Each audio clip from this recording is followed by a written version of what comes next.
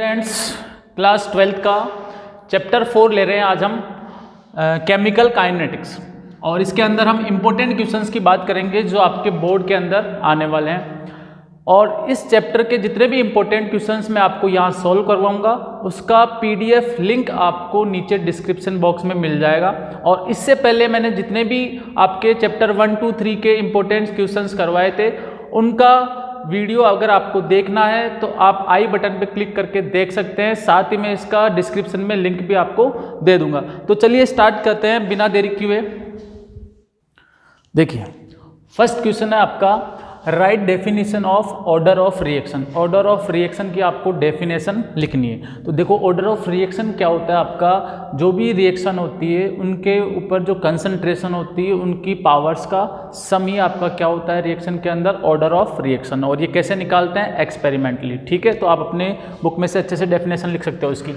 Next question है हमारे पास, write definition of molecularity of reaction. यानी कि रिएक्शन के अंदर जितने मॉलिक्यूल्स आपके पार्टिसिपेट करेंगे वही क्या होता है रिएक्शन की मॉलिक्यूलरिटी। ठीक है।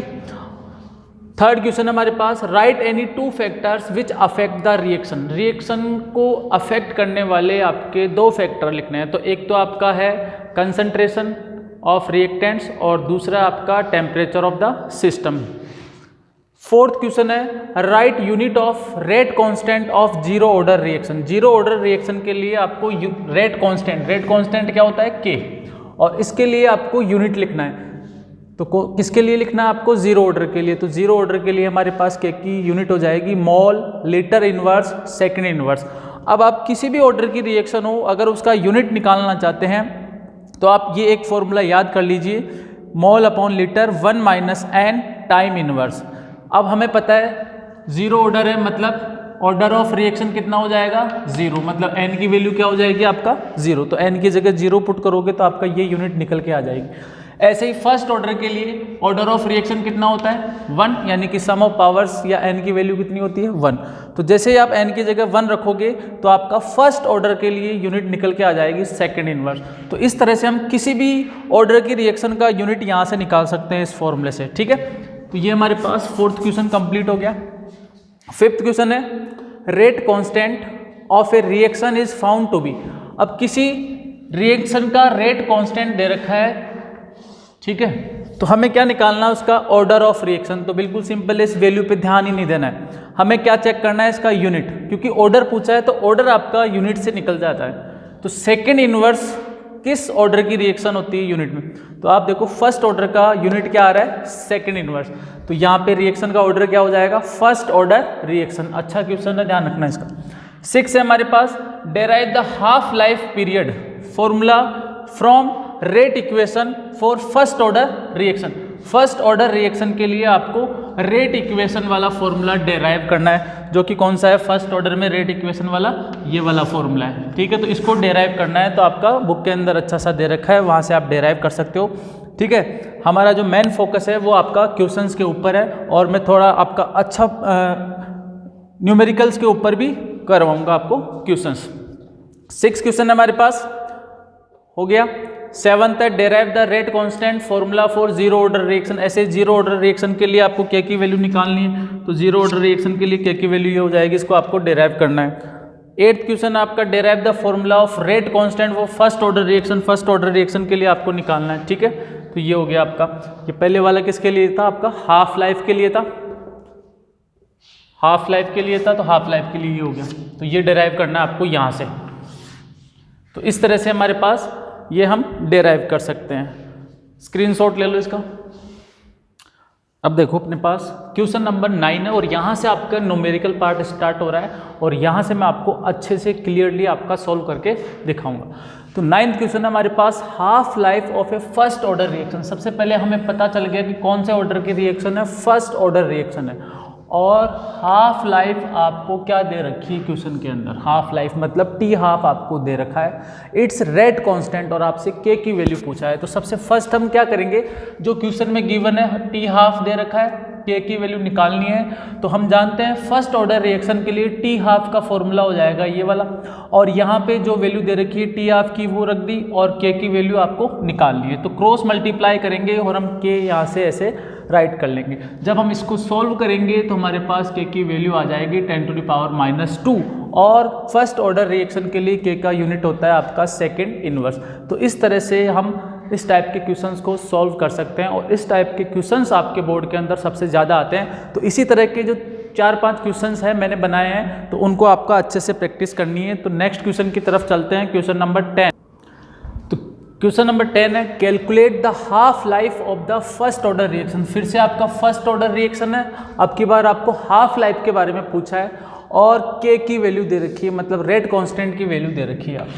सबसे फर्स्ट गिवन क्या है हमारे पास, के की वैल्यू गिवन है और टी हाफ आपको निकालना है। तो हम जानते हैं फर्स्ट ऑर्डर रिएक्शन के लिए आपका टी हाफ का फॉर्मूला ये होता है, यहाँ पे वैल्यूज पुट करते हैं तो के की वैल्यू उठा के यहाँ पे रख दिया। जब हम इसको देखेंगे तो ये दोनों वैल्यू सेम है तो आपका कैंसिल हो जाएंगे। तो यहाँ पे 1/10⁻⁴, 10⁻4 ऊपर जाएगा, प्लस का हो जाएगा और टाइम है इसलिए यूनिट क्या आ जाएगी, सेकेंड। ठीक है, स्क्रीनशॉट ले लो। क्वेश्चन नंबर हमारा 11 है, half life period for first order reaction. Half life दे रखी है, फिर से आपको कैलकुलेट द रेट कांस्टेंट मतलब के की वैल्यू निकालनी है। तो देखो क्वेश्चन हमारे पास दे रखा है 10 सेकेंड हाफ लाइफ के निकालना है। फर्स्ट ऑर्डर के लिए टी हाफ का फॉर्मूला ये होता है, यहाँ पे वैल्यू पुट करेंगे टी हाफ की जगह पे 10 और के की वैल्यू निकालनी है तो क्रॉस मल्टीप्लाई करके के की इक्वेशन आपकी ये बन जाएगी और इसको 10 से डिवाइड करते ही ये आ जाएगा। तो इस तरह के मैंने आपको 3 क्वेश्चंस करवाए हैं, ये तीनों क्वेश्चंस आपके मोस्ट इंपॉर्टेंट है। इनमें से आपको एक क्वेश्चन 100% मिलेगा बोर्ड के अंदर, तो इसको ध्यान से देखना है आपको तीनों क्वेश्चंस को। क्वेश्चन नंबर 12 है, calculate the half life of the zero order reaction. अब हमारे पास जीरो ऑर्डर रिएक्शन है, हुज रेट कांस्टेंट के की वैल्यू हमें दे रखी है and initial concentration of reactant. Starting में जो कंसंट्रेशन है वो हमें दे रखा है। तो देखो क्या दे रखा है, के दे रखा है आपके पास। इनिशियल कंसंट्रेशन को मान लेता हूँ t = 0 पे इनिशियल कंसंट्रेशन A0 है, तो इसकी वैल्यू आपको ये दे रखी है। टी हाफ निकालना है जीरो ऑर्डर के लिए, तो टी हाफ होता है जीरो ऑर्डर के लिए आपका इनिशियल कंसंट्रेशन का हाफ, क्योंकि टी हाफ का मतलब हाफ टाइम होता है और ये होता है A0 / 2/K।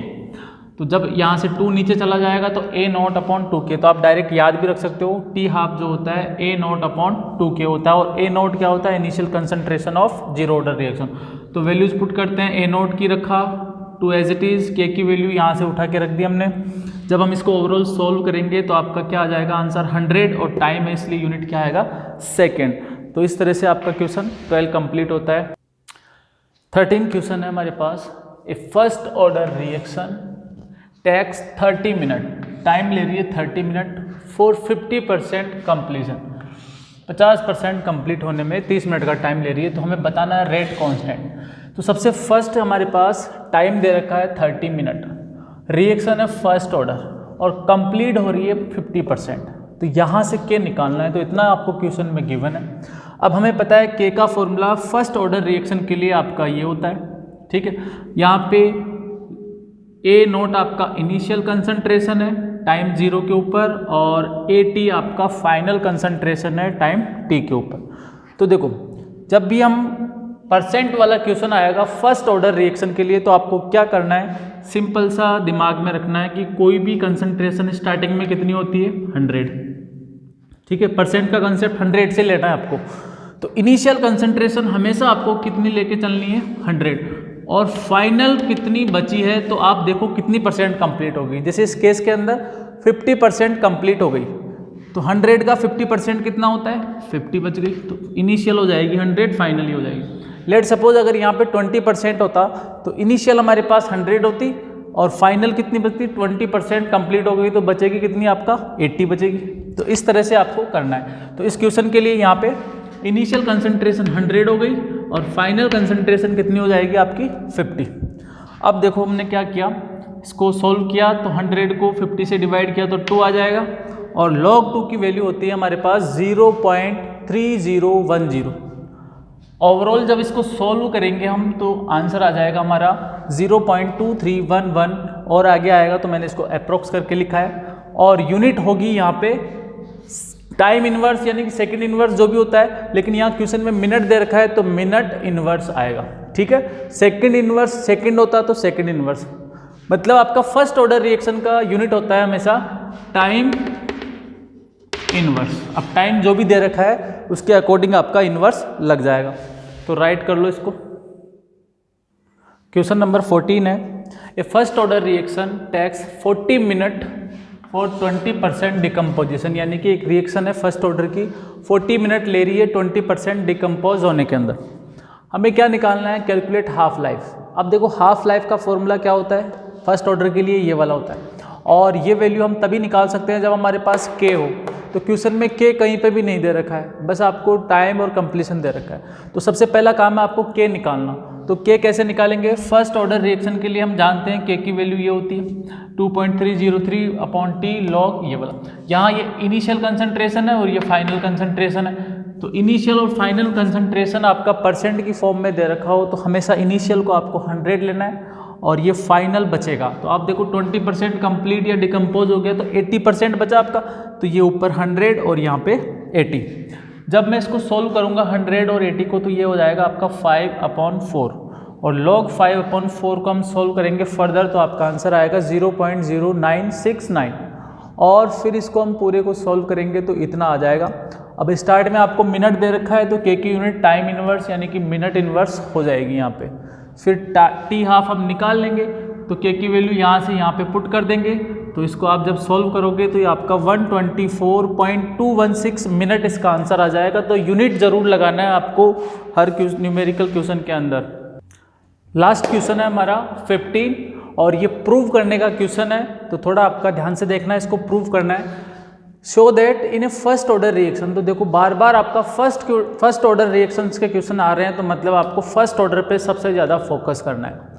In a first order reaction time required for 75% is twice of half time of the reaction. मतलब कोई आपका फर्स्ट ऑर्डर रिएक्शन है तो आपको प्रूव करना है कि रिएक्शन आपका 75% कंप्लीट होता है तो वो आपका इक्वल होता है 2 टाइम ऑफ 50% या हाफ लाइफ के। ठीक है, हाफ लाइफ का मतलब होता है 50% कंप्लीट हो गई रिएक्शन।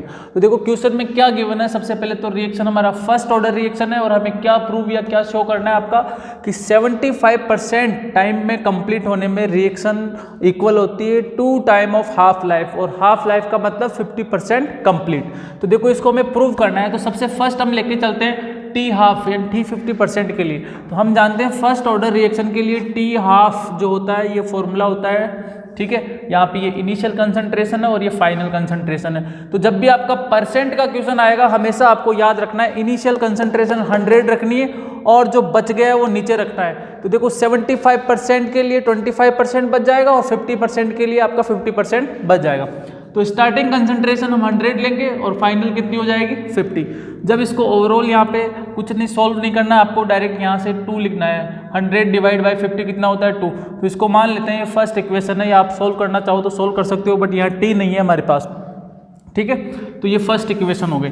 ऐसे ही 50% के लिए निकाल लिया, अब 75% के लिए निकालेंगे। तो 75% के लिए यहाँ पे इनिशियल कंसंट्रेशन 100 और फाइनल कितनी हो जाएगी 75% कंज्यूम हो गई तो 25 बच जाएगी।